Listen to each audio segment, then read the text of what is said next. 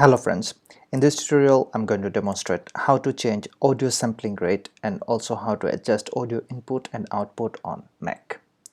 If you don't know, sampling rate or sampling frequency defines the number of samples per second taken from a continuous signal to make a digital signal. Right, to change the sampling rate, we go to here, Spotlight search, and we type MIDI, audio setup. Click on this and then we got this dialog box.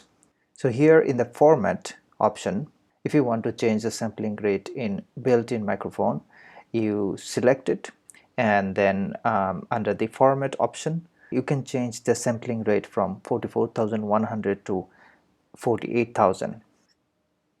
Similarly, if you want to change it in built-in output, you go to the format again, and from there 48,000. You also can adjust the primary stream according to your preference. It's totally up to you. Similarly, you can do the same for built-in microphone as well. So the next thing I'm going to show you how to adjust input and output audio volume. So we go to the Apple menu here, from the system preference, and then sounds.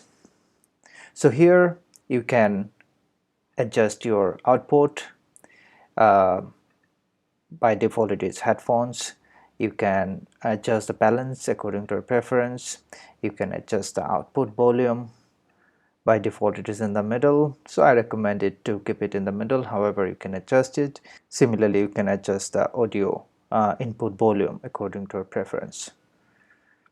And then by default you would find it that these box is ticked, and it is always recommended to use ambient noise reduction. It reduces the noise when you record the audio. So friends, this is how you can change the sampling rate and also adjust the audio input and output on Mac.